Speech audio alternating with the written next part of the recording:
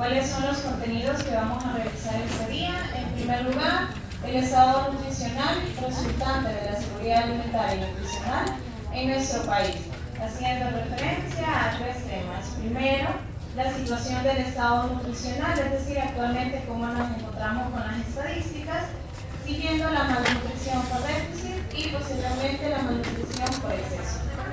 También la vulnerabilidad de la inseguridad alimentaria y nutricional y el hambre. Y por último, la relación entre la seguridad alimentaria y nutricional y el desarrollo humano.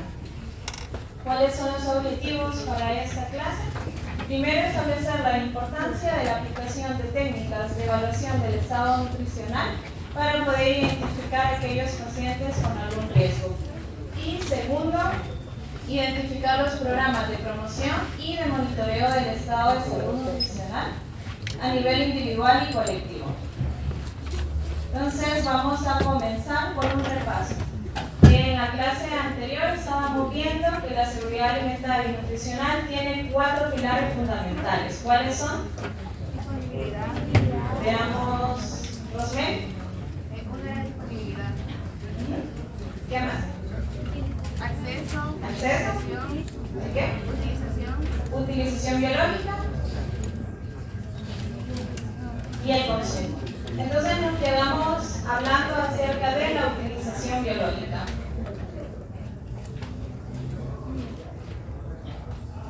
Aquí está, a pequeña forma de repaso, ¿qué es la disponibilidad? A la cantidad neta de alimentos que van a estar a disposición de las personas de un territorio en específico. Eso vamos a referir disponibilidad. El acceso, que es la capacidad ya propia del individuo para, como dice la palabra, acceder o adquirir en todo momento la cantidad suficiente de los alimentos que aseguren una nutrición. De ahí continuamos con el consumo, que es la cantidad y calidad de alimentos ingeridos para la alimentación en un periodo de tiempo determinado. Ahora, la disponibilidad es el único pilar de la seguridad alimentaria que no depende propiamente del individuo. Cuando hablamos de acceso, consumo y utilización, van a depender del individuo. Y por último, la utilización, que van a ser aquella creación de todos los nutrientes, de todos los alimentos que ustedes ingieran, y eso depende intrínsecamente del individuo, cómo los asimila y cómo los utiliza para realizar sus actividades diarias.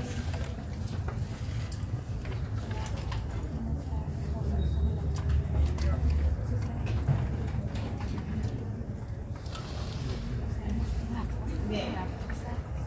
Entonces tenemos que la utilización biológica va a ser todas las funciones que utilice el cuerpo, ya sea para crecimiento, desarrollo, y esto va en función de los alimentos consumidos en las cantidades adecuadas.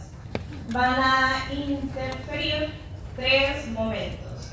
¿Cuáles son estos momentos de la utilización biológica? La ingestión, es decir, lo que ustedes adquieran y lo consuman, lo ingieran en ese momento. La absorción, que es intrínseco del organismo, y la utilización. Ambos, estos últimos 2 momentos, dependen propiamente del organismo, absorción y utilización.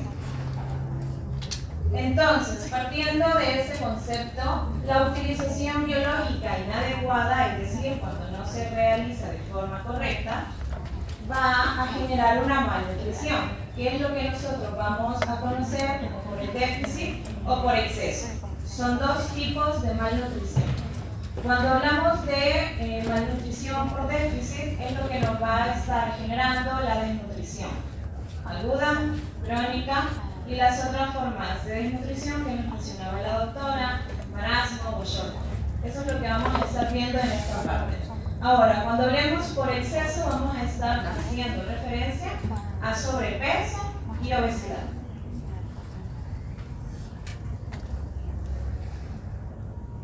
También tenemos, según la última encuesta de hogares de propósitos múltiples para el 2019, que el 10.3% de los hogares no tienen acceso al agua potable. ¿Por qué es importante tomarlo en esta parte de la utilización? Porque el agua también va a estar influenciando todos los procesos fisiológicos del organismo. Por eso lo vemos en esa parte de la utilización biológica. En el área rural asciende al 21.6%. En la medición de la pobreza multidimensional, el 41.5% de los hogares no tienen acceso a un saneamiento adecuado y el 40.5% de los hogares viven en hacinamiento. Más adelante vamos a ver los condicionantes de esta utilización biológica. El acceso limitado al saneamiento mejorado afecta a 95.000 personas actualmente, especialmente a mujeres y niños menores de 5 años, y es por eso que lo estamos retomando en estas clases. La falta de acceso al agua potable y el hacinamiento son condiciones que limitan la utilización biológica de los alimentos, como se los he mencionado. Ahora, dentro de aquellos condicionantes que van a estar influyendo en la utilización biológica de los alimentos, vamos a tener el estado de salud. Ya sabemos que un estado de salud inadecuado va a determinar el aprovechamiento o no de todas las sustancias nutritivas que se ingieren. Entonces, las enfermedades no van a permitir que se aproveche al máximo todas las sustancias que ustedes estén consumiendo. Y a menudo causan pérdida de apetito o crean dificultad para ingerir y utilizar adecuadamente los alimentos. Entonces, ahora vamos a hablar de los condicionantes. Ya hablamos previamente de los momentos de la utilización biológica. Ya hablamos también de cuáles son los factores que intervienen. Ahora hablamos de condicionantes: morbilidad, preparación de alimentos y hábitos de higiene.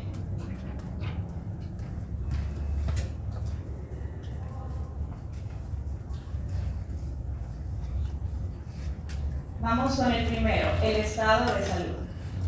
La morbilidad, cuando hay presencia de alguna morbilidad en algún paciente, va a estar afectando la absorción de los nutrientes y o provocando un aumento de los requerimientos nutricionales. Así tenemos ciertas enfermedades como la enfermedad celíaca, donde no se da una adecuada absorción de los nutrientes, la intolerancia a la lactosa, el síndrome del intestino corto, enfermedad del colon irritable, colitis ulcerativa y enfermedades genéticas que por deficiencia de alguna enzima no van a permitir que se ingiera toda la cantidad de nutrientes.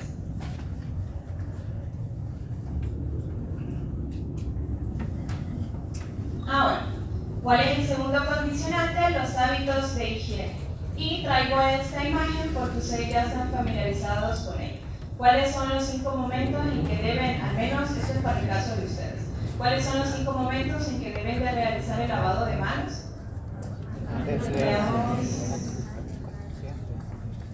Brian, ¿cuál es el primero? Antes. Son 2 momentos antes y son 3 momentos después. El primero, antes de tocar al paciente. El segundo, ¿Damaris? Antes de hacerlo el ascenso. Exacto. Ahora, ¿cuáles son los 3 momentos después? Mauricio. Después de que se expone a los líquidos del paciente. Sí, ¿cuál es el siguiente? Eric. Después de haber tenido contacto con el paciente. ¿Y cuál es el último, Denis? Después del contacto con el entorno del paciente. Con el entorno del paciente, así es. Entonces, esto es para que ustedes siempre lo tomen en cuenta. ¿Por qué? Porque si ustedes se enferman por una adecuada higiene de manos, entonces van a estar interviniendo también en la utilización biológica. Entonces, los hábitos de higiene lo vamos a definir como aquel conjunto de prácticas y comportamientos orientados a mantener unas condiciones de limpieza y de aseo que van a favorecer la salud.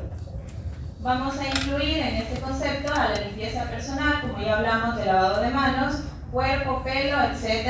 La limpieza del hogar o lugar de trabajo, recuerden, si no contamos con adecuado saneamiento, entonces vamos a estar propiciando la aparición de muchas enfermedades. El manejo de la basura, el uso de letrinas y la protección de fuentes de agua. A ver, a mi grupo de clase taller les dejé una tarea en cuanto al lavado de manos. Era tarea. De lavado de manos con agua y jabón y con alcohol gel. ¿Cuánto dura?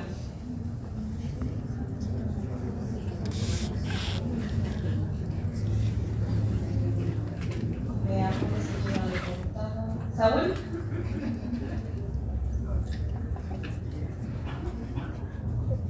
Veamos de mi grupo de clase práctica. Jonathan, ¿dónde está Jonathan? ¿Jonathan?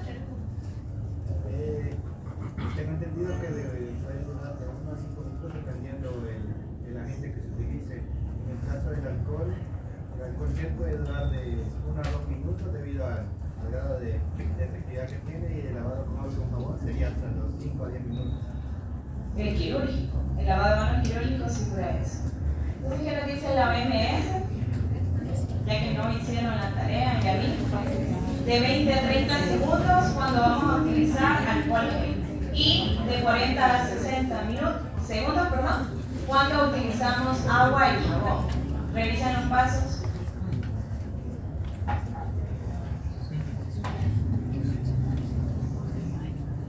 Ahora, ya hablamos de los hábitos de higiene, vamos a la siguiente condicionante, que es la preparación de los alimentos. Esta fue otra tarea que le dejé a mi grupo. Bueno, vamos a tener 4 pasos para la seguridad de los alimentos. Primero, limpiar, lavar las manos, lavarse las manos y las superficies con frecuencia, utilizando siempre agua y jabón. Al momento de separar aquellos alimentos que son perecederos de los que no. Cocinar a las temperaturas adecuadas, que ya lo vamos a ver. Y por último, refrigerar, en el caso de aquellos alimentos que sean perecederos. Ahora, ¿por qué la importancia de eso? Cuando ustedes lleguen a las unidades de salud, las personas no siempre van a tener el medio para comprar una bolsa con agua al momento de preparar ciertas, como por ejemplo el suero. Entonces, ¿qué le van a recomendar? ¿Cómo va a preparar este suero, digamos, en el caso de que lo ameriten? Entonces, ¿qué recomendaciones son las que ustedes tienen que dar y cómo las van a dar? Primero, en el caso de la ebullición, vamos a considerar que es correcta cuando se mantiene turbulenta, después de llegar al punto de ebullición, se mantiene turbulenta como mínimo durante 10 minutos, mínimo. Eso es lo que vamos a considerar y es lo que ustedes le van a estar recomendando a la persona. En caso de que no cuente con un servicio de agua potable o que no tenga la capacidad para adquirirlo de forma de comprar. Al momento de comprar ya botellas que son aptas para el consumo humano. Ahora, el hipoclorito de calcio, que es otra de las medidas que se puede recomendar para sanitizar el agua que ellos utilizan.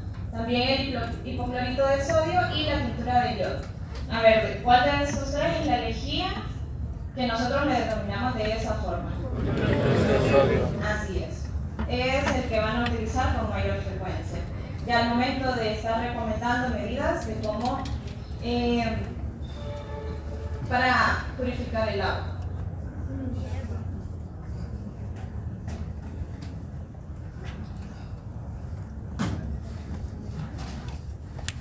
Bueno, terminamos los condicionantes, ahora pasamos a los aspectos.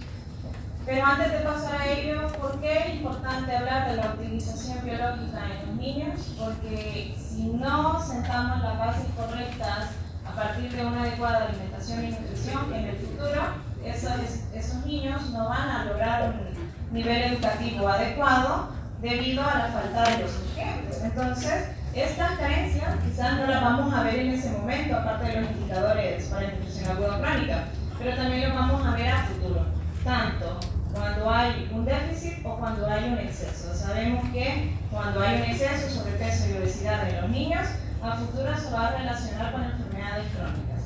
Así que de ahí parte la importancia de que tengamos claro cuáles son los pilares de la seguridad alimentaria. Continuamos con los aspectos: la inocuidad de los alimentos, la fortificación y el saneamiento.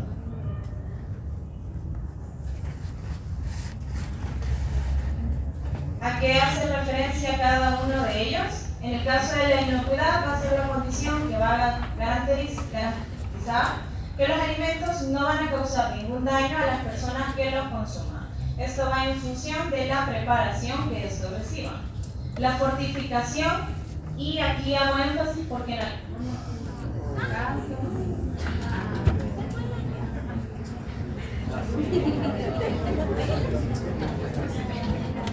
Bueno, en algunos casos cuando hay fortificación y suplementación hay que saber diferenciar entre ambos, porque al menos en la clase taller cuando estábamos hablando de fortificación, en algunas ocasiones lo confundían con suplementación. Fortificación es cuando el alimento ya trae incluidos este tipo de micronutrientes, llámese vitaminas o llámese minerales. Y en el caso de la suplementación es cuando el paciente no necesita un aporte extra de esos nutrientes. Entonces, la suplementación va a ser de acuerdo a casos especiales. Esa es la diferencia entre fortificación y suplementación.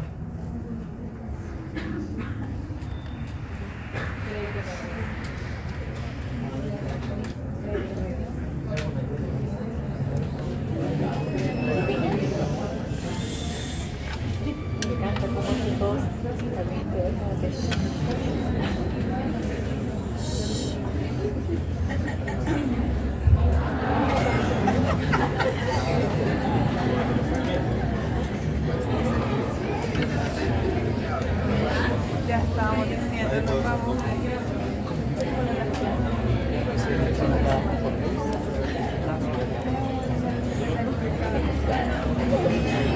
Que me costaba muy bastante.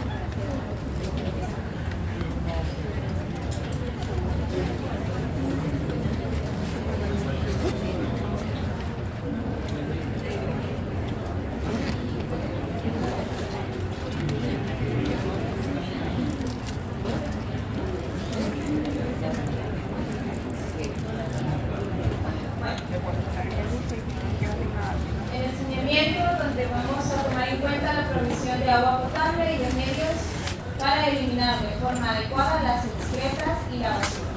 Agua, drenaje, alcantarillados. Una previsión adecuada contribuye a prevenir las enfermedades que van a estar alterando el estado de salud de una persona. Entonces, aquí les traigo imágenes en relación a cada uno de ellos.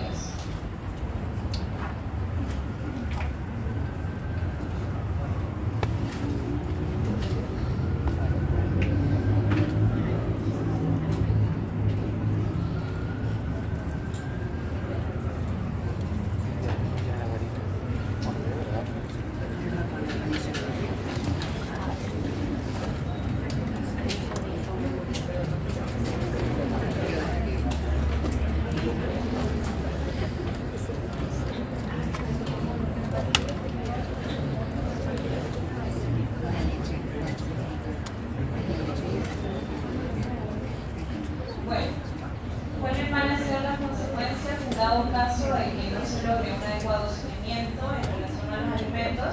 Entonces se van a propagar ciertos patógenos. Aquí les he traído los más importantes. En el caso del Campylobacter jejuni, que se va a encontrar en aquellos productos de leche cruda, agua fermentada, carne de res, pollo, pescados crudos y que no estén bien cocidos. En el caso del Clostridium botulinum, alimentos enlatados, por ejemplo, lo que les menciona, preparados en el hogar, alimentos envasados al vacío, envueltos en forma hermética, productos derivados de la carne, de res, pescado y mariscos y aceite de cocina con hierro. Algunos alimentos enlatados, después de cuando son contaminados con ese tipo de bacterias, se pueden llegar a producir enfermedades. El Clostridium perfringens, la carne de res y productos derivados de ella. En el caso de la Escherichia coli, que es de los más frecuentes, de los patógenos que con mayor frecuencia van a estar produciendo enfermedades diarreicas agudas en los niños, que se va a encontrar carne de res, los productos frescos no cocidos, la leche cruda, jugos sin pasteurizar y el agua contaminada. En el caso de la listeria, aquellos alimentos refrigerados que no cumplan o que no se conserven de forma adecuada, la leche sin pasteurizar, productos lácteos, alimentos elaborados con leche sin pasteurizar. En el caso de los norovirus, que van a ser principalmente por mariscos crudos, o en este vamos a hacer mayor mención en el caso de las ensaladas de repollo, cuando esas no se sanitizan de la forma adecuada. Para la salmonela, ya sabemos que se va a estar transmitiendo a partir de los alimentos como huevos crudos o que no se encuentren bien cocidos, carne de res, pollo, pescado, mariscos crudos, leche cruda, productos lácteos y productos que no tengan una adecuada conservación. En el caso de la shigella, las ensaladas, productos lácteos, Staphylococcus aureus, también productos lácteos, ensaladas, masas rellenas con crema. Eso se lo voy mencionando rápido porque ustedes lo pueden realizar posteriormente. Y en el Vibrio cholera, que es una de las bacterias que se encuentran principalmente en el pescado y si no se detectan de forma temprana pueden generar la muerte en los individuos. Entonces, esta es una de las más peligrosas que hay en relación a la complejidad de su cuadro. Ahora, pasamos a hablar de la situación nutricional en nuestro país, cómo nos encontramos actualmente. Como les mencionaba, el problema de la inseguridad alimentaria se va a manifestar en problemas de malnutrición, llámese desnutrición aguda, desnutrición crónica. Y para establecer estos valores, el último censo que se realizó fue el cuarto censo nacional de talla y el primer censo nacional de peso en los escolares de primer grado, que incluía edades entre 6 a 9 años, realizado en el año de 2016. Donde encontramos que 4 de cada 10 niños con desnutrición no terminan la escuela primaria y de estos niños con desnutrición, 8 de cada 10 no van a terminar la escuela secundaria.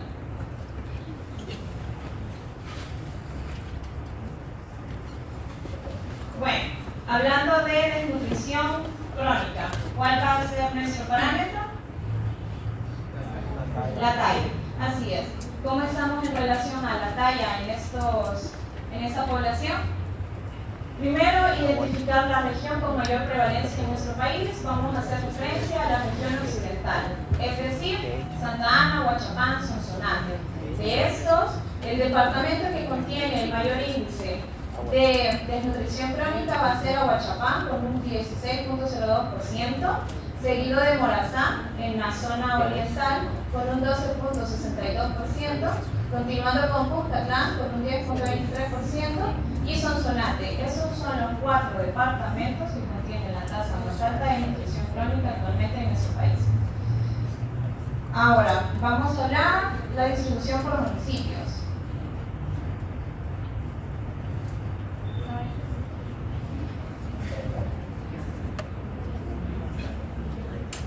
Tenemos, como les había mencionado previamente, el departamento con mayor caso, con mayor prevalencia de nutrición crónica es Ahuachapán. Entonces, vamos a ver que el municipio con mayor prevalencia va a ser Tacuba. Tacuba con un 34.33%, donde de cada 10 niños 3 van a estar presentando este tipo de desnutrición. Así tenemos que la región con mayor prevalencia va a ser esta. En Ahuachapán también vamos a encontrar otros municipios como San Pedro Tuxtla, Guaymán, Guapaneca y Concepción de Ataco, que van a estar presentando altos índices de nutrición crónica. Pero también en la región occidental vamos a encontrar 5 municipios con prevalencias altas. En eso vamos a encontrar en Morazán, Cacaupera, San Simón, Guatajiagua y Chilanga, en el caso del último, con un 16.59%. Podemos hacer la comparación de Tacuba, donde de cada 10 niños 3 van a presentar ese tipo de nutrición, a ese lado de Morazán, que de cada 10 niños aproximadamente 2 van a estar presentando. El quinto municipio también, que presenta alto índice de nutrición crónica, va a ser el distrito, con el 20.25%. Entonces podemos ver cómo la desnutrición se va a concentrar tanto en la región occidental como oriental. Pero, y aquí sí cabe recalcar, vamos a ver más adelante, la distribución para el sobrepeso y obesidad. Ustedes ya se podrán imaginar, si la desnutrición crónica se encuentra en esos lugares donde se encontrará mayor índice de sobrepeso y obesidad, ¿verdad? Exacto. Entonces, la desnutrición crónica va a ser el resultado de los desequilibrios nutricionales sostenidos en el tiempo. Por eso vamos a tener la afectación en la talla, que es un parámetro que lleva más tiempo para su afectación, la cual va a estar relacionado, ya vimos los distintos determinantes de la salud. En este caso vamos a retomar el menor desarrollo económico, que va a estar afectando principalmente y va a estar propiciando la aparición de ese tipo de desnutrición.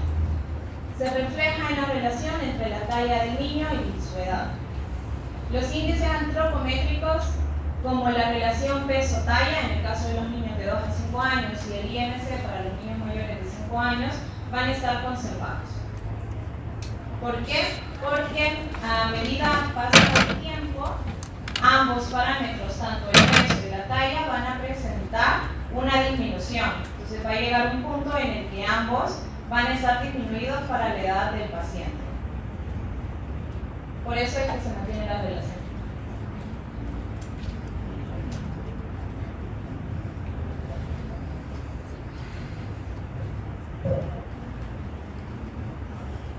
¿Cuáles van a ser las manifestaciones o lo que nosotros vamos a poder evidenciar en un paciente? Primero, el retraso en el crecimiento para la edad a través de la talla o longitud, de acuerdo a la edad. El vocabulario escaso de 300 a 400 palabras, eso en el caso de los niños de 5 años. Elimina la curiosidad natural y las ganas de jugar. Un niño con desnutrición no va a tener energía para poder realizar las mismas actividades que un paciente sano de su misma edad. Afecta el coeficiente intelectual, no se ve a simple vista, reduce, por lo que les mencionaba, de que para la desnutrición crónica ya va a haber una armonía en ambas cosas, el peso y tal, van a estar incluidas, entonces no lo vamos a poder evidenciar a simple vista. Reduce la capacidad visual y auditiva y baja las defensas contra enfermedades, porque al no haber una adecuada absorción de nutrientes, entonces no se van a estar produciendo los factores necesarios para su sistema inmune.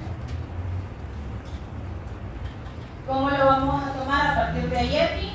En la gráfica, ¿verdad? Donde vamos a tener la clasificación de talla alta, normal, de un retraso en el crecimiento o un retraso severo. Igual, la previa era de las niñas, lo mismo para los niños.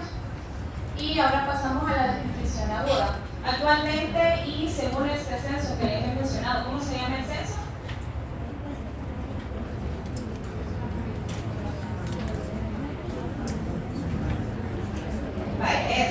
Entonces, actualmente no se considera un problema de salud pública nacional la desnutrición aguda. ¿Por qué? Porque a nivel nacional se presenta un índice de 1.83%.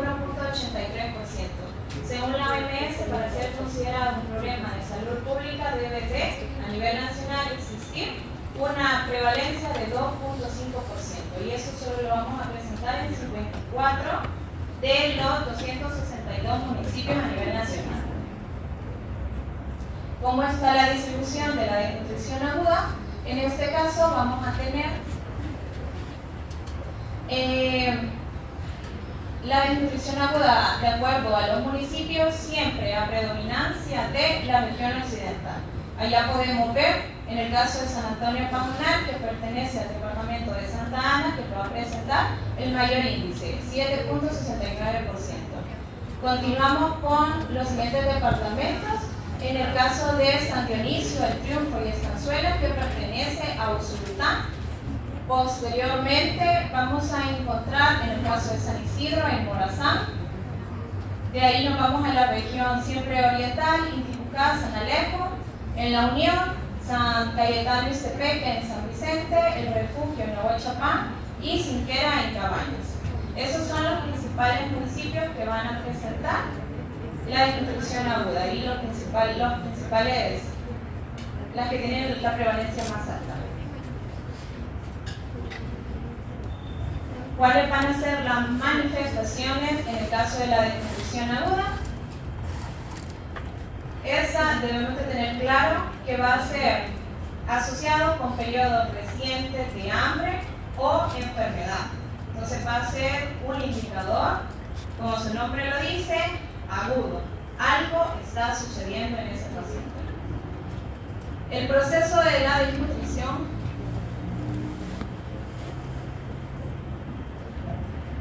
va a enlentecer la ganancia ponderal y posteriormente la pérdida de peso. Ambas circunstancias va a mantener una velocidad de crecimiento que en el caso de cuando hablamos de peso va a estar disminuida. Entonces, esta situación se traducirá en una disminución de la relación peso-talla y o el índice de masa corporal, a diferencia de la desnutrición crónica que ya hablamos. ¿Cuáles son las principales consecuencias? La alteración en la composición corporal, porque eso se va a poder detectar de forma temprana, porque vamos a evidenciar una pérdida de peso en el paciente. La alteración del sistema inmune, por lo que les mencionaba previamente, porque no va a estar generando una adecuada respuesta debido a ciertos cofactores, que ustedes ya conocen que son micronutrientes, que no se van a estar obteniendo, y al trastorno gastrointestinales. Entonces, cuando tenemos un paciente con una desnutrición aguda, va a estar condicionando o va a estar incidiendo o presentando ciertas situaciones. Por ejemplo, las estancias hospitalarias que van a ser más prolongadas, una mayor tasa de reingreso temprano y a nivel de salud pública un aumento del gasto hospitalario. ¿Cómo lo vamos a evidenciar? Pues a través de las gráficas de peso para la edad de forma aguda. Y ahora vamos a hablar de las estadísticas en relación a sobrepeso y obesidad que ya les adelantaba sobre cómo va a estar la distribución. La proporción de obesidad en este grupo, es decir, en los niños menores de 5 años, el 14% se va a estar presentando en va a presentar ciertas características. Primero, se van a encontrar en las áreas urbanas. Eso es lo primero. Lo segundo, en los centros educativos privados. Y lo tercero, es que van a ser escolares del sexo masculino. De acuerdo a los resultados de las últimas encuestas, la prevalencia de sobrepeso en los niños y niñas menores de 5 años es de 6% a nivel nacional.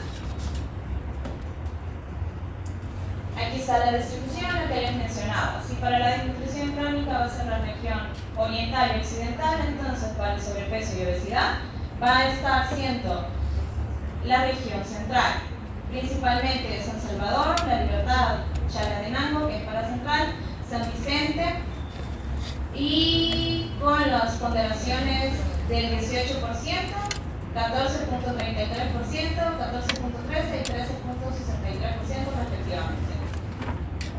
Como les mencioné previamente, eso va a estar relacionado con la capacidad adquisitiva de la familia y aparte de eso, el sexo masculino, y que va a estar presente en los centros escolares privados, que es lo que mencionaba con respecto a donde se presenta con mayor frecuencia. Entonces, ¿cuáles son los municipios? Ya previamente les dije los departamentos, ahora vamos con los municipios. En el departamento de Chalatenango, donde tenemos una prevalencia del 50%, San Rafael, La Reina, San Isidro, Labrador. En el caso del departamento de La Paz, van a ser municipios como Jerusalén, Santa María Ostuma. En el caso de San Salvador, pues San Salvador, Soyapán. En el caso de La Libertad, Huacunatlán. Y por último, en La Unión, en Meanera del Mar. Aquí podemos ver la distribución por municipios. Ahora, a la desnutrición y al sobrepeso o obesidad lo vamos a llamar como la doble carga del sistema sanitario.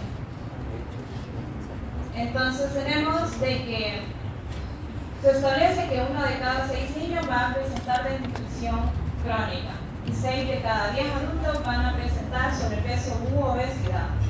Entonces podemos ver cómo, partiendo de las carencias o el exceso que tenga un niño en el caso de los menores de 5 años, cómo va a afectar al niño.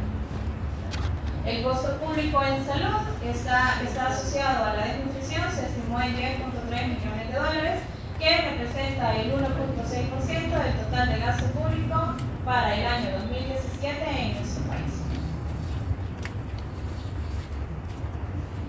Ahora bien, ¿cómo lo vamos a identificar y qué es lo que nos corresponde hacer a nosotros y que ustedes aprendan? A partir de IEPI debemos de clasificar la alimentación. Ahorita es en el caso del neonato, ver si presenta alguno de los signos de peligro, si recibe o no lactancia materna. Recuerden primero indagar los antecedentes. En el caso de que no reciba lactancia materna, pues ya ahí hay un problema de alimentación. Pero en el caso de que reciba y no lo esté realizando de forma adecuada, se clasificará como un problema de alimentación también. Por eso debemos indagar cómo lo realiza la mamá, cuántas veces lo realiza y si hay un adecuado saneamiento o los hábitos de higiene que ya les mencioné previo a la administración de la lactancia materna. También en el caso de que reciba otros alimentos líquidos o si recibe los sucedáneos de la leche materna. Entonces, en dado caso presente alguna de las situaciones que les he mencionado, lo vamos a clasificar como problemas de alimentación. Ya sabemos que en el tratamiento pues se va a clasificar como grupo diferencial 2, es de aconsejar a la mamá la forma correcta de amamantar al niño y la frecuencia con que debe de realizarlo. También la técnica, para eso ustedes deben de decirle a la mami, quizás no en ese momento de pecho, pero que sí a lo largo de la evaluación, en algún momento, deben de solicitarles de que lo haga frente a ustedes para evaluar de esta forma cómo lo está realizando. En algunas ocasiones las mamás se lo dicen, sí, se lo estoy administrando, se lo estoy dando de forma adecuada a la lactancia materna, pero ¿cómo lo vamos a asegurar? A través de la demostración. Tiene que realizarlo frente a ustedes. En el caso de que el niño no sea amamantado, entonces siempre hay que clasificarlo en el grupo diferencial 2. El seguimiento en los siguientes 5 días por el equipo de salud correspondiente, brindar la consejería adecuada. En el caso de que reciba fórmula, revisar que le esté preparando de forma correcta, no diluida.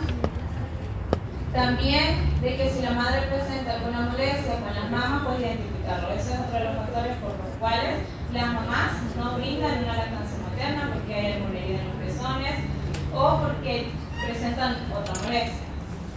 Si posterior al quinto día no hay cumplimiento de las indicaciones, entonces se debe de referir en el caso de que no se esté alimentando de forma correcta.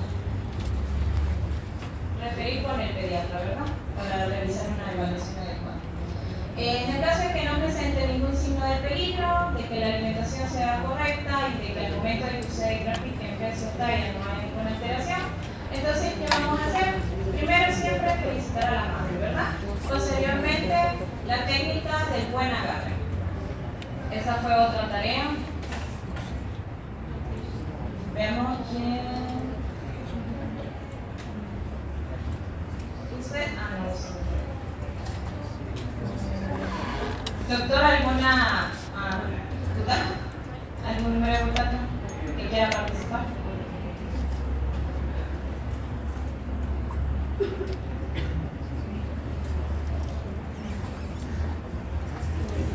Entiendo que esos son temas que ustedes igual tuvieron que haber realizado previamente para la realización de la clase.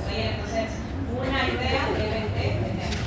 ¿Cuáles son los consejos que se le deben de aplicar a la madre para un adecuado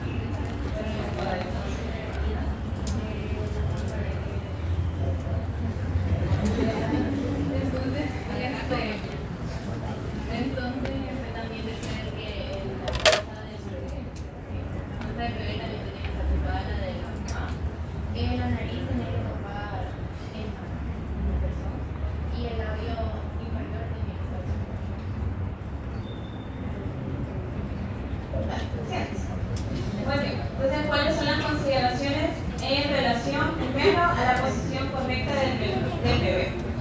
Que la cabeza y el cuerpo de la niña o el niño, pues estén erguidos, como mencionaba su compañero, en dirección al pecho, que el cuerpo del niño permanezca cerca de la mamá, panza con panza, es lo que nos describe Jeffrey, sostenido todo el cuerpo del niño y no solamente el cuello. Hay mamás que solo lo van a agarrar del cuello, eso no es correcto.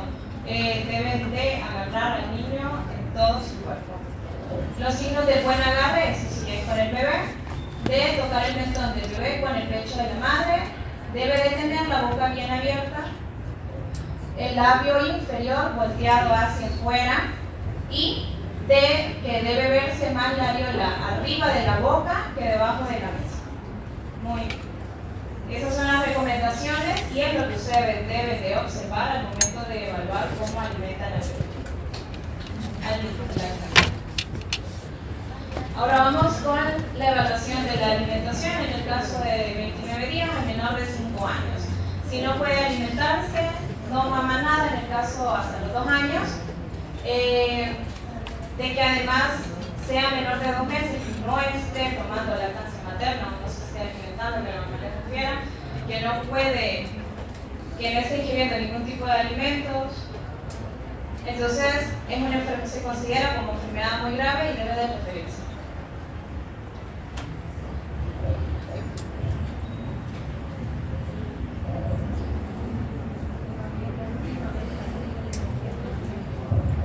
Bien, en el caso de que no haya un buen agarre, no hay una buena posición, ya la mencionamos, de que se ha amamantado el menor número de las veces de acuerdo a la edad, en el caso de los menores de hasta los 28 días, entre 8 a 12 veces al día. Si está recibiendo otro tipo de alimentación o de líquidos en los menores de 6 meses, que la alimentación no sea adecuada para los mayores de 6 meses, de que no recibe lactancia materna, eso es el periodo desde los 0 hasta los 2 años, de que recibe sucedáneos de la leche materna, pero que no sean preparados adecuadamente.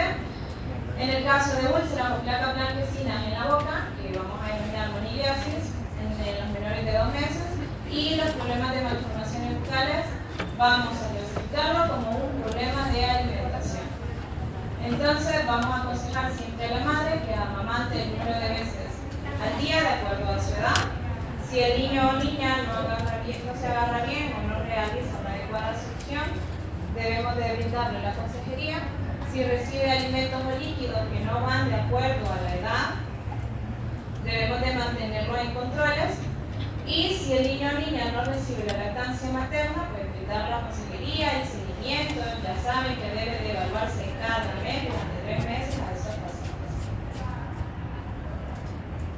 Y por último, en el caso de que no presente ningún problema de alimentación, es decir, que ustedes ya preguntaron cuántas veces lo amamantan, de que ya lo graficaron, de que vieron que el peso es adecuado para la edad, de que la talla es adecuada para la edad, entonces vamos a clasificarlo como ningún problema de alimentación. Y en este caso siempre felicitar y estimular a la madre por las actividades que está realizando, continuar con los controles, ya sabemos el primer año de vida, que son cada 2 meses, e indicar cuándo volver en caso de presentar algún signo de alarma. Bien, vamos con anemia.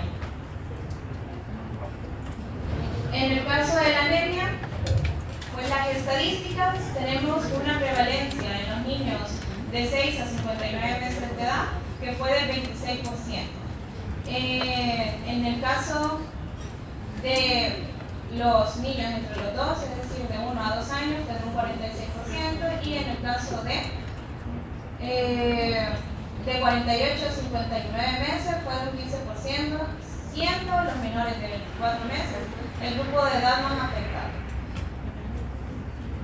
¿Cuáles van a ser o cuáles son los niños que han presentado mayor prevalencia de anemia? Aquellos en los que las madres no tienen una educación formal. De estos, de todos los que fueron diagnosticados con anemia, el 54% de ellos, las madres no tenían una educación formal. De esos, el 51% viven en el área rural y el 50% pertenece a la región oriental.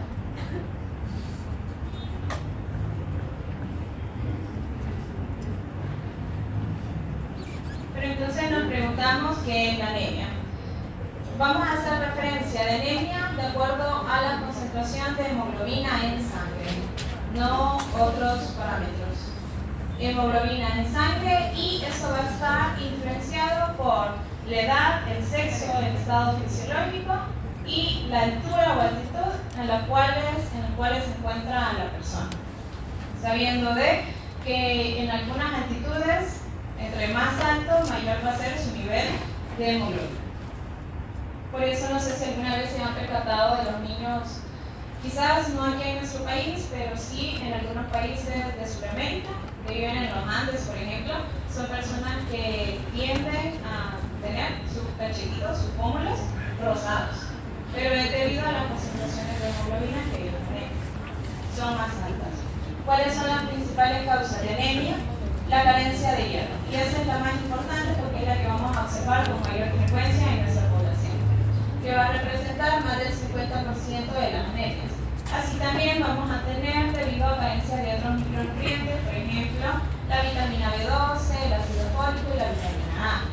Las condiciones patológicas que van a estar influenciando la absorción, el procesamiento, de la hemoglobina, y también dependiendo de la absorción de los micronutrientes, en este caso del hierro, y ciertas infecciones.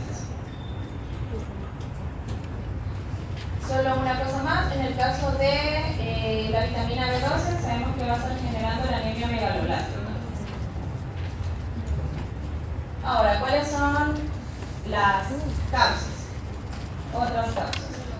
En el caso de la anemia ferropénica, la baja ingesta de hierro, ya sea en la dieta, que como ya mencionamos va a estar influenciado a partir de los pilares que ya vimos, la pobre absorción debido a la presencia de alguna morbilidad, la presencia de inhibidores, como por ejemplo la fibra, cuando hay un exceso en el consumo de fibra, pues no se va a estar absorbiendo el hierro de forma adecuada, la falta de estimuladores, como la vitamina C, el ácido cítrico, la pérdida elevada de sangre. Este no es el caso de los niños, este ya es para adolescentes y adultos, que va a estar siendo generada la anemia ferropénica por la menstruación cuando hay pérdida de abundante, cuando hay hemorragias bastante marcadas, hemorragias patológicas, y en el caso de los aumentos en los requerimientos de hierro, como en los niños, en el crecimiento y en los embarazos. De ahí surge la importancia de la suplementación. Bien, ¿cómo vamos a sospechar o cómo vamos a hacer el diagnóstico de anemia. Primero, IEPI nos menciona la palidez palmar conjuntival leve. ¿En qué otros lugares podemos observar o pensar en anemia?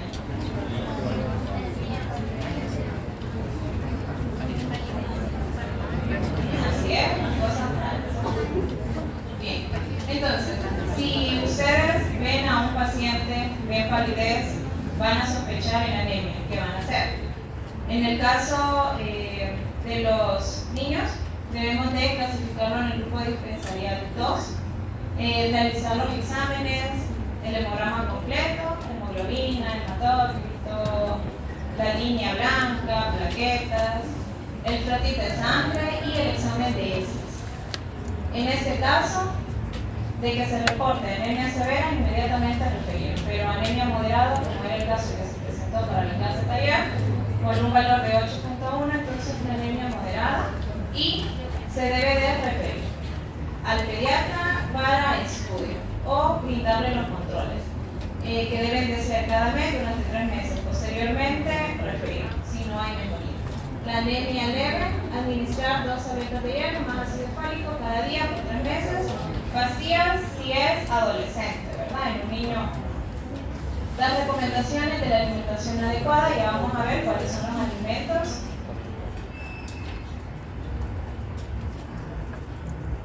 Ya vamos a revisar cuáles son los alimentos que poseen mayor aporte de hierro.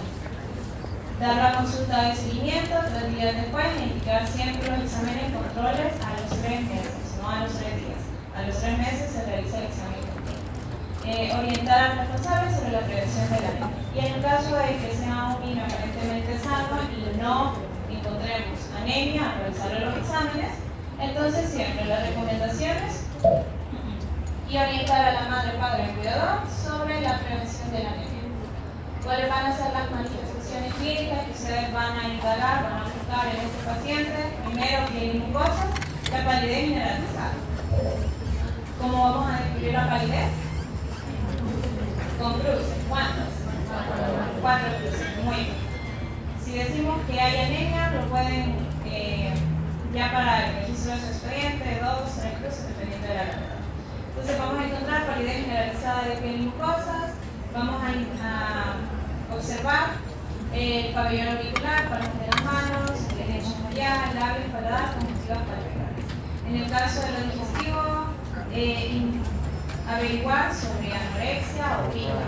Pica es cuando de repente viene la persona y dice, por ejemplo, tengo ganas de comer tierra.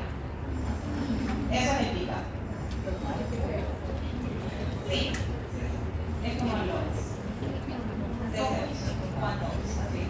Neurológico, cefalea, hiperactividad, mal humor, cambios de conducta, disminución del rendimiento intelectual.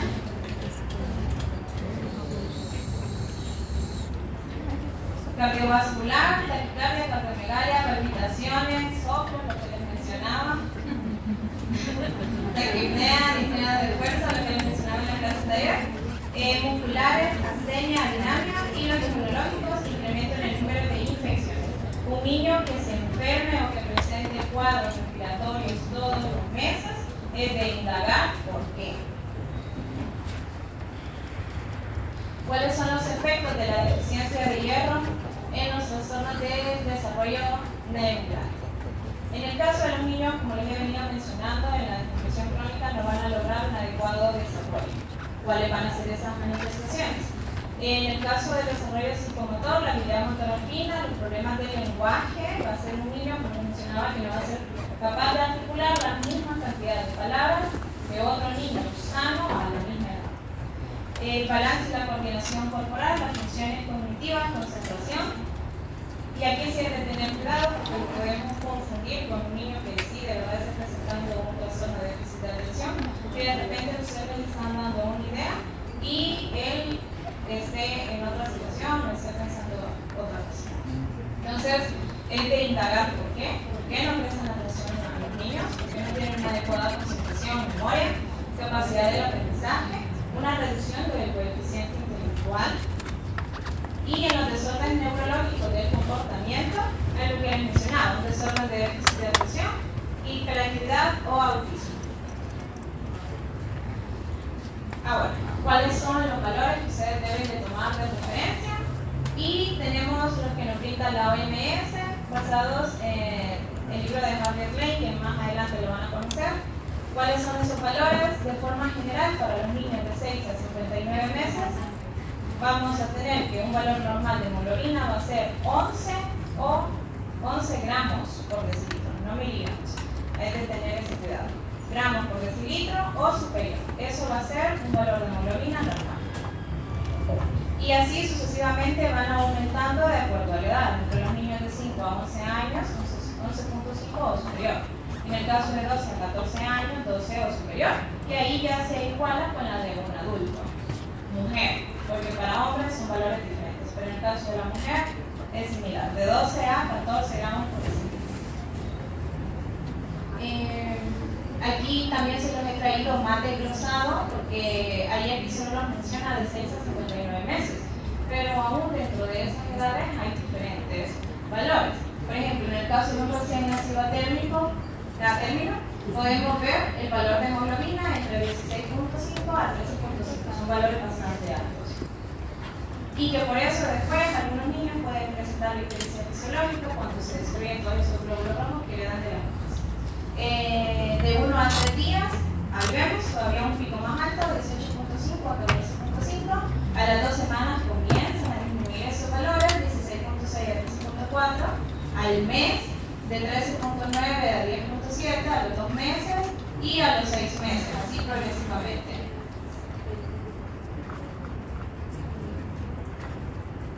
Ahora lo que les presentaba en la clase de ayer, son esos otros valores: el volumen corpuscular medio, la hemoglobina corpuscular media y la concentración media o concentración de hemoglobina corpuscular media. En el caso del volumen corpuscular medio, que nos va a estar indicando el tamaño de un eritrocito. Entonces vemos los valores normales y ahí les he señalado en rojo cuáles eran los valores normales para el paciente que se les había presentado. Entonces tenemos, en el caso del volumen corpuscular medio, de un promedio de 78. Para el caso de la concentración media de hemoglobina corpuscular es 33. Pero, ¿cuál es la diferencia entonces entre hemoglobina corpuscular media y la concentración de hemoglobina corpuscular media? La primera, que va a indicar la cantidad de hemoglobina presente en cada eritrocito. Eso es la hemoglobina. Ahora, si lo hablamos de concentraciones, porque vamos a hacer una relación entre dos parámetros, tanto entre la hemoglobina como el tamaño. Son ambos, no es solo uno. Esa la vamos a expresar en gramos por decilitro y permite clasificar a los eritrocitos como normocrómicos, hipocrómicos o hipercrómicos. La concentración de hemoglobina corpuscular media. Entonces, vamos a relacionar estas dos variables en este concepto.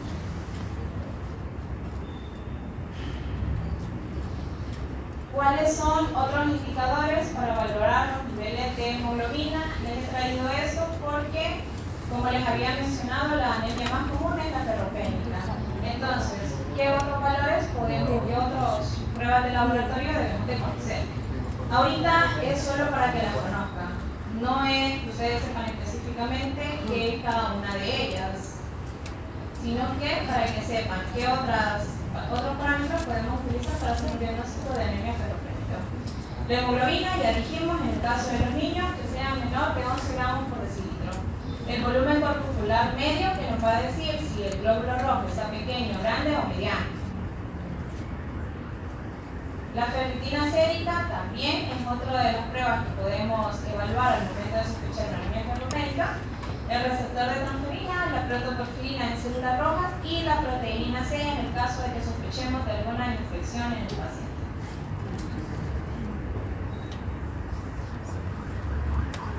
Pero entonces nos hacemos la pregunta, ahora que ya sabemos cuáles son las manifestaciones, que ya sabemos cómo hacer el diagnóstico, ahora ¿qué pasa? ¿Cómo vamos a mejorar esa situación en los niños? Pues tenemos tres sugerencias, tres recomendaciones. La primera, la diversificación de la dieta, la suplementación con hierro y la fortificación de los alimentos. Vemos la diferencia ahí entre suplementar y fortificar. no es lo mismo. En el caso de la diversificación de la dieta, más adelante les traigo todos los alimentos que se pueden recomendar. ¿Por qué? Porque normalmente las personas dicen, tiene anemia, coma más frijoles. Pero realmente el aporte de los frijoles en relación al hierro es suficiente, adecuado, no. Entonces vamos a ver cuáles son esos alimentos que sí se deben de recomendar. Partiendo de la edad del paciente, ¿verdad? Si el paciente ya es capaz de ingerir alimentos, se le pueden comenzar a brindar. La suplementación con hierro, que más adelante la veremos, y la fortificación de alimentos, que también más adelante. Bien, ¿cuáles son los alimentos? Podemos ver a la cabeza el vaso de cerdo. Ese es el que contiene el mayor aporte de hierro y que lo podemos recomendar. Tiene aproximadamente 22.3 miligramos por cada 100 gramos de base. ¿Cuál es el siguiente? El hígado de pollo, hígado de res, asado, el corazón de pollo, carne de res y magra. También lo vamos a encontrar no solo en las carnes rojas, sino que en el caso de las almejas, las ostras y el pescado, es decir, carnes blancas. Podemos ver cuál es el aporte de estos nutrientes, de estos alimentos. El frijol blanco observamos solo 10 miligramos por cada 100 gramos. El maíz también tiene un aporte, el arroz, el elote, la tortilla de maíz blanco, la pizza de chicharrón, de espinaca. ¿Y por qué les traigo lo de la leche de vaca? Porque normalmente decimos, o recomendamos la ingesta, ¿verdad? Aumente, dele más leche al niño. Pero no nos está proporcionando un adecuado suplemento, una adecuada nutrición. Solo nos brinda el 0.03 mililitros por cada 100 gramos de leche. Entonces, a partir de ahora, ¿qué es lo que van a recomendar? Sí, ¿verdad?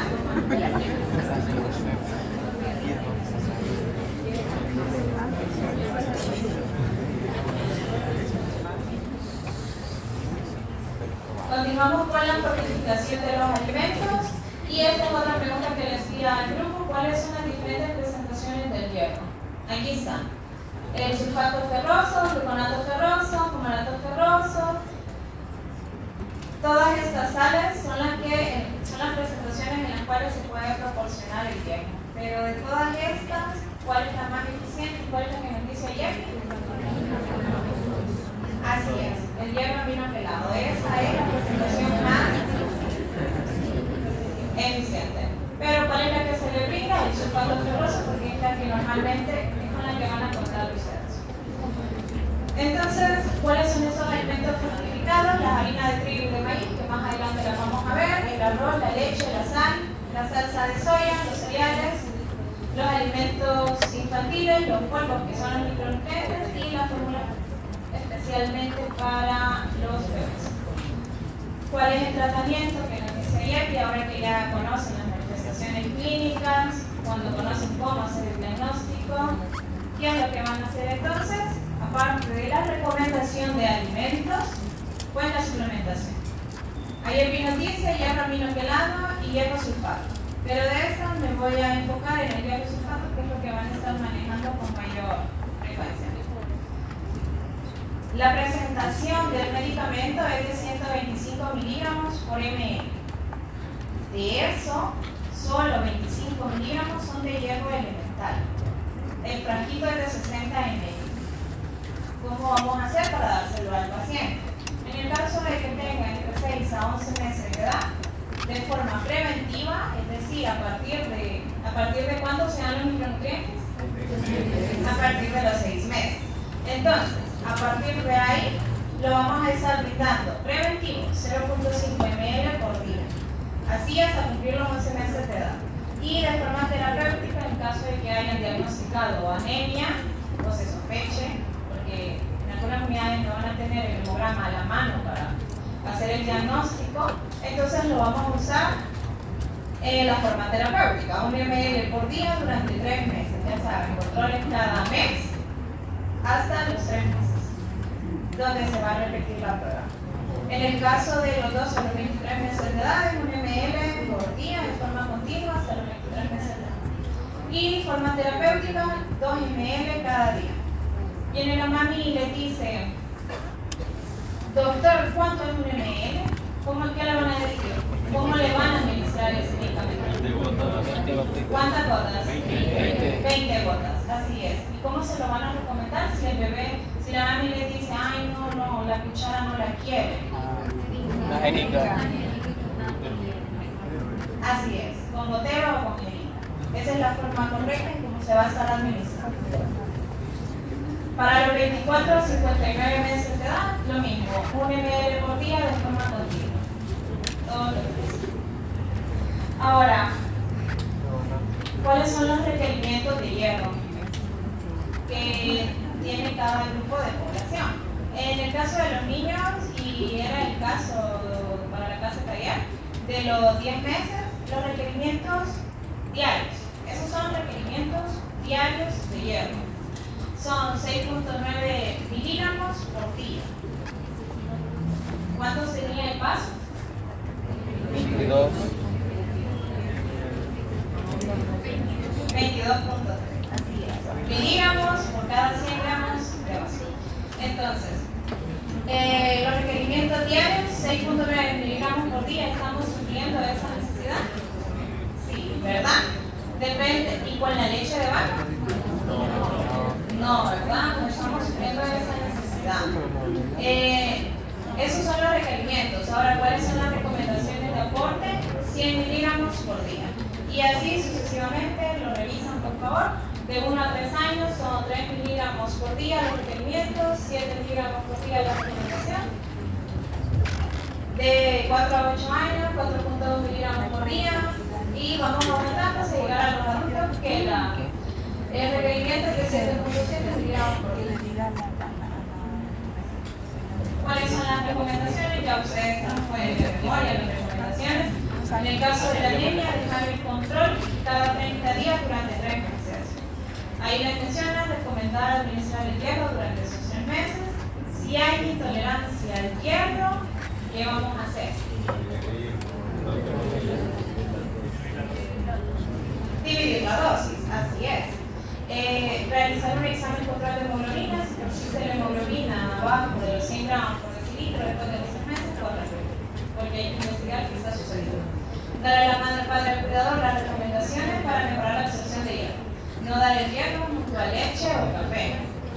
Indagar y recomendar no dar café. El café afecta la absorción de hierro. Y en el caso de los menores de 1 año, lo último, brindar con alimentos cítricos. Ya vamos a ver cuáles son esos alimentos cítricos.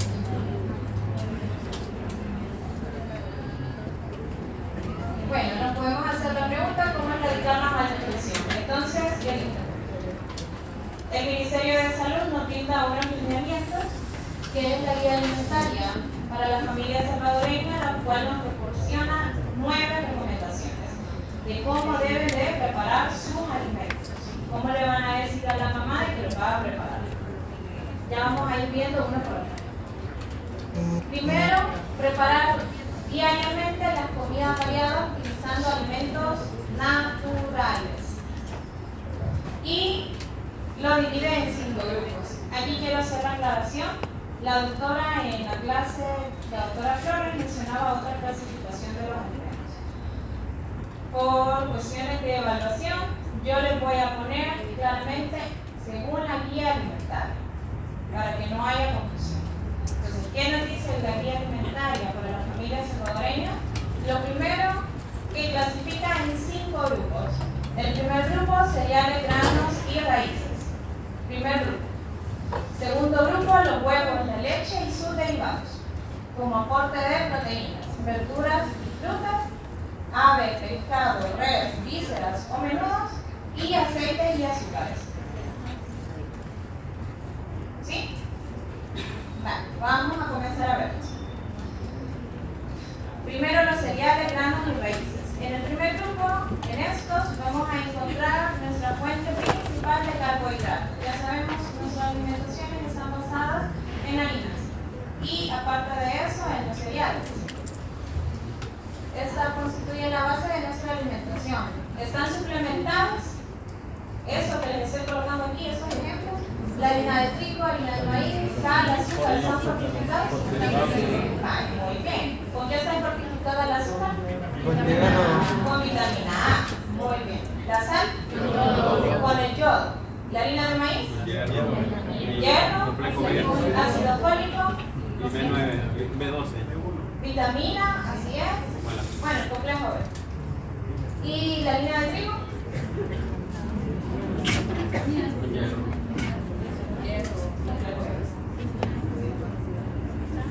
Bien, entonces, ¿cuáles son esos las fortificaciones que traen? Ácido fólico, vitamina C, vitamina B1, B2, niacina y hierro.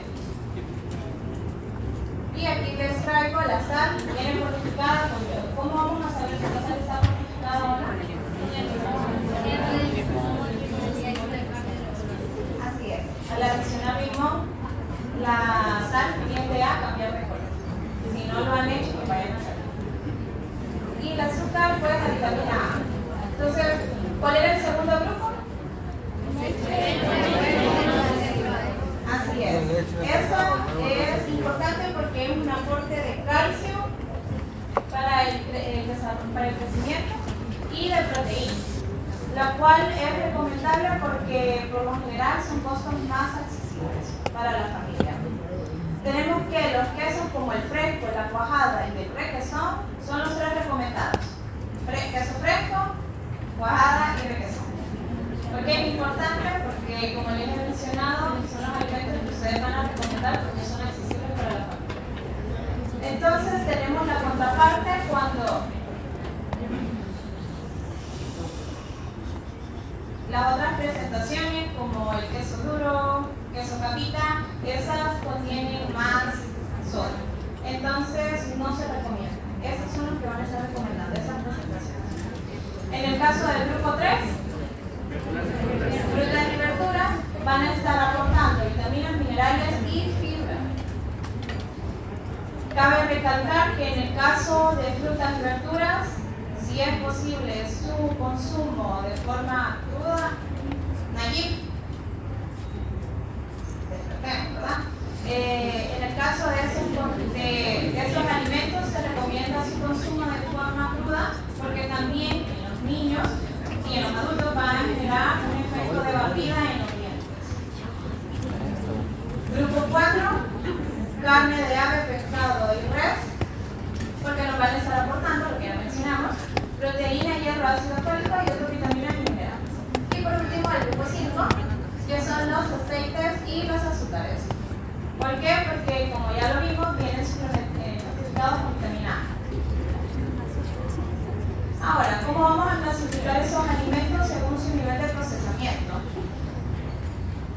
Los vamos a clasificar en poco, moderado y muy procesado. Esa es la clasificación. ¿Con qué frecuencia? Los poco procesados se recomienda consumo todos los días. Los procesados de forma moderada se recomienda consumo eventualmente. ¿Qué es eventual? No más de 2 veces a la semana. Y el muy procesado, pues consumo restringido. Entonces, ¿con qué procesos o cuándo vamos a decir que un alimento es poco, muy o moderado procesado? En el caso de los alimentos poco procesados es cuando presentan solo la limpieza, remoción de partes no comestibles, extracción, secado, enfriamiento, congelamiento y cabe recalcar que eso lleva pasteurización prácticamente en su procesamiento. Por ende, al pasteurizar un producto nos aseguramos que se pierdan aquellos microorganismos que puedan generar alguna enfermedad. Empacado al vacío y la pasteurización, que es lo más importante. En el caso de los moderados, ¿cuáles son aquellos procedimientos? La molienda, refinación, hidrogenación, refinación como las harinas, azúcares y sal. Esos son los alimentos. La purificación, horneado, encurtido, hidrólisis y uso de algunas enzimas. ¿Cuáles son aquellos alimentos muy procesados o ultraprocesados? Los que contienen los aditivos, como los colorantes, que ya sabemos, más adelante les traigo el que se clasifica como cancerígeno, que son dañinos para la salud y pues pobres en nutrientes. Ahora, se recomienda de que tiempos de comida lo más variado posible. Prepararse alimentos de todos los grupos. Y hay que escoger aquellos que sean lo menos procesados. No moderados, porque ya les mencioné cada cuánto deben de consumirse, ni muy procesados. Entonces nos brinda una recomendación de cómo vamos a variar en la alimentación. Vamos a utilizar la técnica de la mano. Bien, nos dice de que para preparar los alimentos van a utilizar sus manos, a ver todos. Así me aseguro que intentamos. Las dos manos juntas para frutas y verduras. Esa es la porción que ustedes deben de consumir y es lo que van a recomendar. Entonces, las dos manos abiertas, porción de frutas y verduras. Allá podemos ver el imán. Hagan huella. Coloquen así. Esta es la porción de los hidratos de carbono, carbohidratos. ¿Sí? Vamos con los siguientes. En el caso de, aquí nos menciona los helados, un ejemplo. Nos menciona de que al colocarlo de esta forma, este tamaño es la porción. Ese es un ejemplo que nos menciona el guía. Al momento de preparar el queso, ¿cuál es el queso? ¿Cómo vamos a calcular la cantidad de los quesos? Vamos a utilizar 2 dedos. Aquí nos menciona el cuarto y el quinto, pero en sí debe ser la falange media. Las falanges medias, de 2 dedos. Los que sean más, los que tengan mayor similitud. Entonces, 2.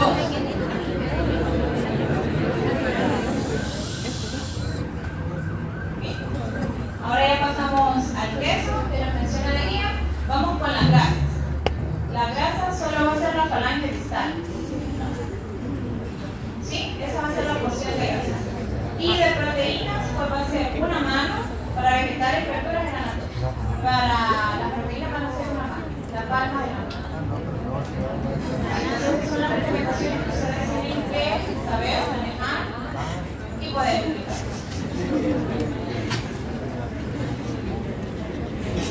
Vamos con la segunda recomendación. Consumir por lo menos 3 porciones de verdura y 2 de frutas frescas al día.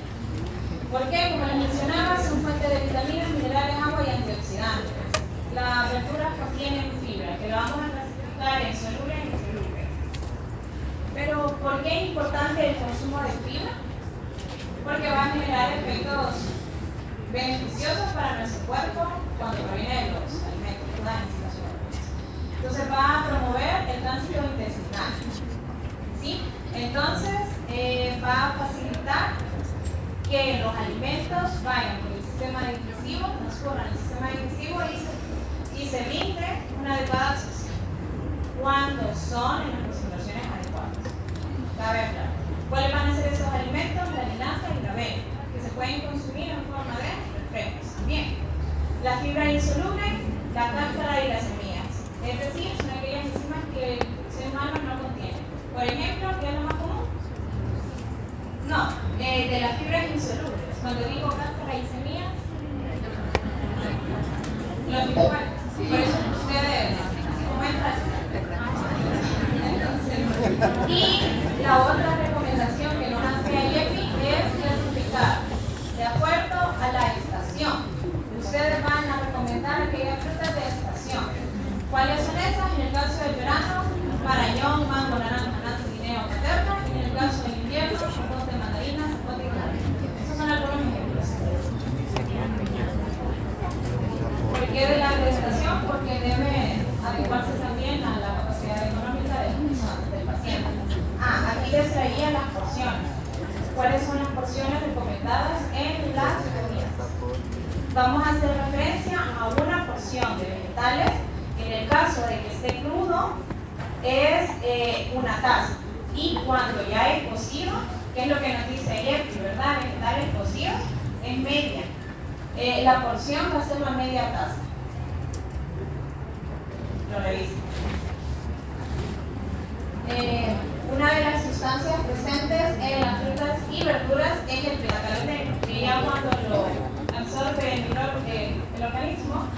se convierte en vitamina A.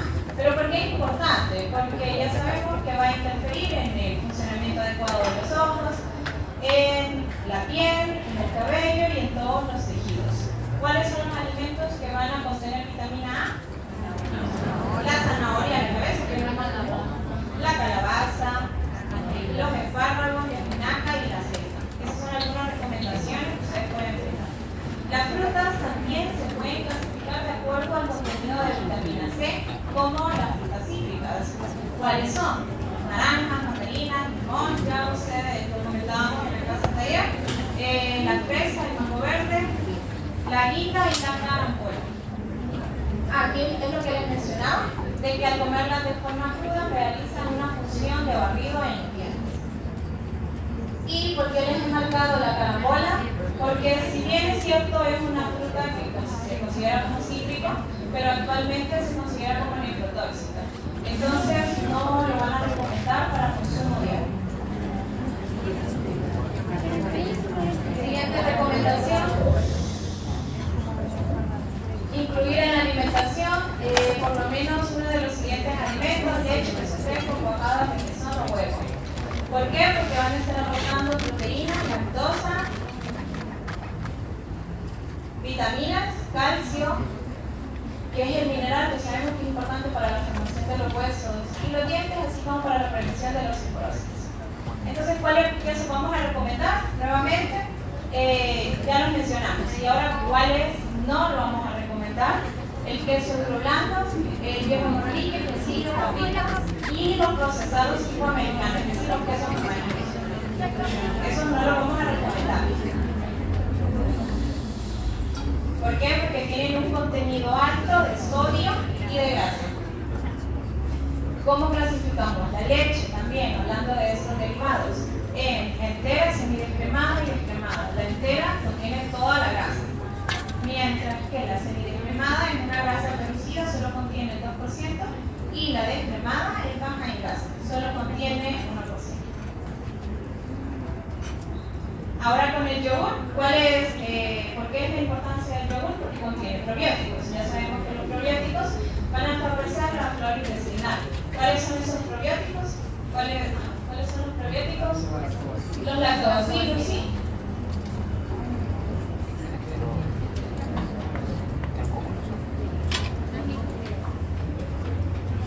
Bueno, los más frecuentes son los lactobacillus.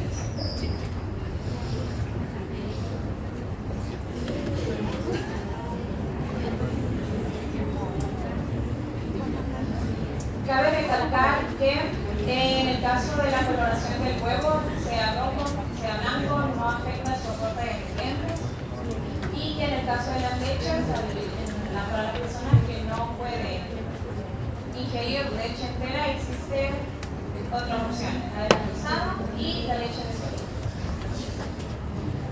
¿Cuál es la cuarta recomendación? Consumir al menos 2 veces por semana las carnes de ave, pescado, res, vísceras o menudos. ¿Por qué? Porque son fuentes de nutrientes como proteína, hierro, zinc y fósforo. Y en el caso del pollo, también ácido fólico. Existen diferentes clasificaciones de las carnes: la carne magra, que es baja en grasa, la semi-magra, que es moderada, la grasa, que como su nombre lo dice, es alta en grasa, y la carne de soya, que no tiene colesterol. Las porciones recomendadas se van a basar en el peso de la carne cocida. 4 onzas de carne cruda equivale a 3 onzas de carne cocida. ¿Y cuál es nuestra fuente de proteínas? La de origen vegetal. Así es, las semillas. ¿Qué van a estar conteniendo? Aparte de proteínas, fibra y vitamina E, que es un antioxidante. La siguiente recomendación: al cocinar utilice aceites vegetales en pequeñas cantidades y evite el uso de mantecas y margarinas. Entonces vamos a estar evitando aquellos tipos de aceites que sean con un alto contenido de grasas. Dentro de esas se incluyen las mantecas y las margarinas. ¿Por qué son importantes las grasas? Porque, como sabemos, van a influir y ayudar a la formación de ciertas partes de la célula. Es decir, las membranas tempranas celulares. Y también van a aprovechar y se van a aprovechar para el transporte de ciertas vitaminas de las liposomas A, D, E y K. La formación, también van a intervenir en la formación de hormonas y enzimas, por eso no se dice de que no se van a incluir aceites, claro que sí, pero ¿cuáles son los recomendados? Los de soya, canela, maíz, girasol y oliva. Esos son los que ustedes deben de recomendar. Las grasas saturadas son las que deben evitarse y van a estar en los embutidos, que aparte de su alto contenido de sodio, también por la grasa, las carnes gordas, el pellejo, el chicharrón, las cremas, mantequillas y los quesos grasosos, como el queso duro. Por eso es que va a ir líquido. La manteca vegetal sólida, margarinas de vaca y algunas margarinas de envase, durante el proceso de elaboración forman ácidos grasos trans. Hay algunas margarinas que en el empaque dice no ácidos grasos trans, pero durante el proceso siempre se produce. Entonces vamos a preferir preparaciones horneadas, al vapor, asado, sopas y evitar los alimentos fritos.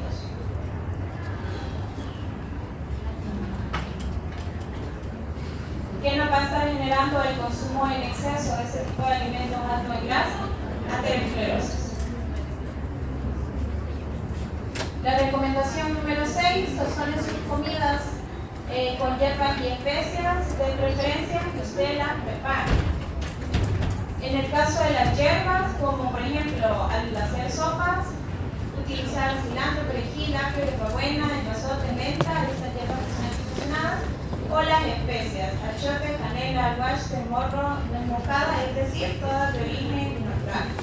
El uso frecuente de los condimentos aumenta la cantidad de sal que se necesita diariamente, que va a llevar a un aumento en la presión arterial. ¿Cuál es la siguiente recomendación? Evitar el consumo de alimentos y bebidas azucaradas, fritura, embutidos, golosinas, comida rápida y alimentos enlatados. ¿Por qué? Porque como su nombre lo indica, son alimentos azucarados. Tienen altos niveles de azúcar. Y aquí es lo que les mencionaba. ¿Cuál es el colorante asociado al cáncer? Ahí está. Y esos son algunos de los otros elementos que se considera que deben evitarse, ya que al generar un aporte elevado de azúcar va a generar en el niño o en el paciente una sensación de llenura. Entonces va a estar consumiendo más más de estos alimentos y no los alimentos que sí se requieren, que ya vimos cuáles son.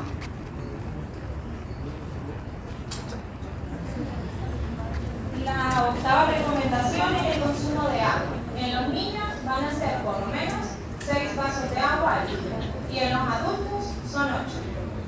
¿Cuáles son las características del agua? Así es. No color, no sabor, no valor. El agua para el consumo diario debe de ser potable. Ya vimos cuál es uno de los mecanismos en el caso de hervirla, clorarla o filtrarla. En el caso de hervirla, por lo menos 10 minutos. Turbulencia. Consecuencias del consumo disminuido, pues la deshidratación, que puede presentarse frente a situaciones determinadas, grupos etarios específicos. Por ejemplo, aquí no va en el caso de los niños y en el caso de los adultos mayores. Lo que les iba a mencionar que en el caso de los adultos mayores son los que van a presentar mayor facilidad a la deshidratación. También el estreñimiento, sabemos que si no hay un adecuado consumo de agua, es decir, por lo menos de 6 en el caso de los niños, 6 vasos al día o 8 en el caso de los adultos, se puede generar estreñimiento por una disminución en el aumento, por una disminución en el tránsito intestinal. Y por último, la afectación de procesos fisiológicos como la lactancia materna. Entonces, ustedes siempre deben de recomendarle a la mamá un adecuado aporte de agua. ¿Cuál es la última recomendación de la guía? Tenemos que la actualización de la Sociedad Europea de Cardiología para el 2025 nos dice al menos 150 minutos a la semana de ejercicio aeróbico de intensidad moderada. Ya no es leve. Antes nos recomendaba intensidad leve. Ahora es intensidad moderada. La alternativa es practicar 75 minutos de ejercicio de intensidad vigorosa distribuidos en 3 días a la semana. Y existen beneficios adicionales si se practican o si se consiguen los 300 minutos de ejercicio de intensidad moderada vigorosa a la semana. Bien, ¿cuáles son algunas sugerencias? Y eso lo traigo para ustedes. ¿Cuál es la principal recomendación que nos dice la guía? Muy bien.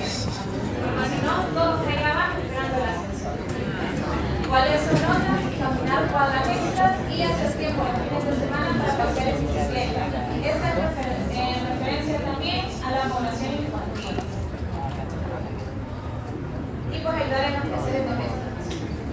Ahora pasamos a la vulnerabilidad y la inseguridad alimentaria y nutricional y el hambre en el sector.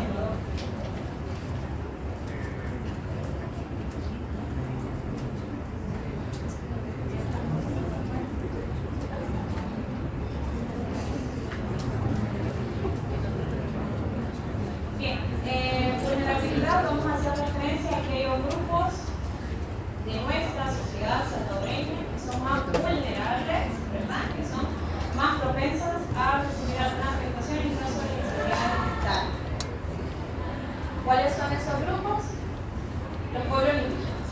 Créanlo o no, todavía hay una buena cantidad de la población que pertenece y se reconoce como parte de los pueblos indígenas, que según el censo del año pasado, el 2024, aquí está. Actualmente se reconocen 68.148 personas como parte de un pueblo indígena. Eso representa el 1.1% de la población. Entonces, es de hacer especial énfasis en esa población. De estos, un 43.2% se considera nada. En fin, el 20.4% lengua, 12.6% no se reconoce como un pueblo en específico, el 9.2% Cacahuira o Cacopera, el 5.9% Maya Chorri y el 3.2% Maya Peruanas. Esos son los grupos indígenas que todavía persisten en nuestra población. En el caso del otro grupo vulnerable, ya vimos fueron los niños, ahora los niños menores de 5 años. Este grupo pues, se va a encontrar particularmente expuesto al problema debido a la dependencia del grupo familiar. Si el grupo familiar consume todos los días alimentos procesados, como ya vimos cuáles son los procesados, alimentos con altos niveles de colorantes, alimentos que no se recomiendan, entonces se va a estar reduciendo una inseguridad alimentaria y nutricional. Reconociendo que en los primeros 1000 días de vida es donde se debe de hacer mayor énfasis, que es donde se va a lograr un adecuado crecimiento y desarrollo para el futuro, como ya lo retomamos. Y es importante realizar acciones como, por ejemplo, la promoción y la implementación de programas enfocados a esa problemática, partiendo de ayer, para la atención de grupos. ¿Cuál es el siguiente grupo? Las pacientes embarazadas. ¿Por qué? Porque actualmente aún en el ramo de la agricultura siguen siendo el pilar. En el caso de las mujeres son pilar para ciertas actividades domésticas también. Tienen mayores dificultades para acceder a los recursos como la tierra, el crédito, insumos agrícolas y asistencia técnica. ¿Cuáles son algunas estrategias que se han implementado para disminuir la vulnerabilidad en esos grupos? En el caso de la ley Nacer con Cariño, pues se asegura que se brinde una suplementación adecuada durante todo el momento del embarazo y el momento del nacimiento, del puerperio. Se le debe de continuar administrando en el caso de la mujer. Tenemos la recomendación del sulfato ferroso de 300 miligramos y el ácido fólico. Eso es lo que se brinda durante todo el embarazo. ¿Cuáles son las acciones en las que se enfoca la ley Nacer con Cariño? Controles prenatales, vigiles prenatales, la atención integral, la atención nutricional y las medidas terapéuticas. Ahora, la seguridad alimentaria y el desarrollo humano.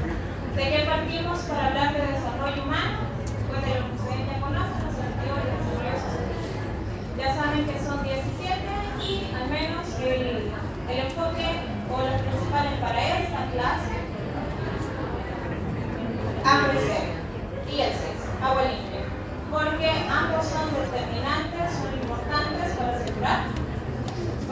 con una seguridad alimentaria y nutricional. El 2006. Hambre cero, agua limpia. También tenemos que la seguridad alimentaria es crítica para los países principalmente de América y del Caribe. ¿Por qué? ¿Por qué es importante? Porque en esos países el 50% de los alimentos se importan. ¿Qué significa eso? Que el país no es capaz de producir y de tener a disponibilidad todos los alimentos necesarios para una adecuada nutrición. Por eso es que seguimos con la lucha de los objetivos de desarrollo social. Y por último ya, la influencia del objetivo de desarrollo sostenible 6, es decir, agua limpia y saneamiento. Tenemos que no será posible garantizar la seguridad alimentaria sin garantizar la seguridad hídrica a través de políticas específicas de abastecimiento de agua, así como políticas estructurales para enfrentar el cambio climático y proteger principalmente esos recursos hídricos. Es esencial para el progreso hacia los derechos humanos y por eso en el 2010 la Asamblea General de la ONU se aprobó una resolución que reconoce el acceso al agua limpia y segura como un derecho humano, que también se encuentra en la Constitución.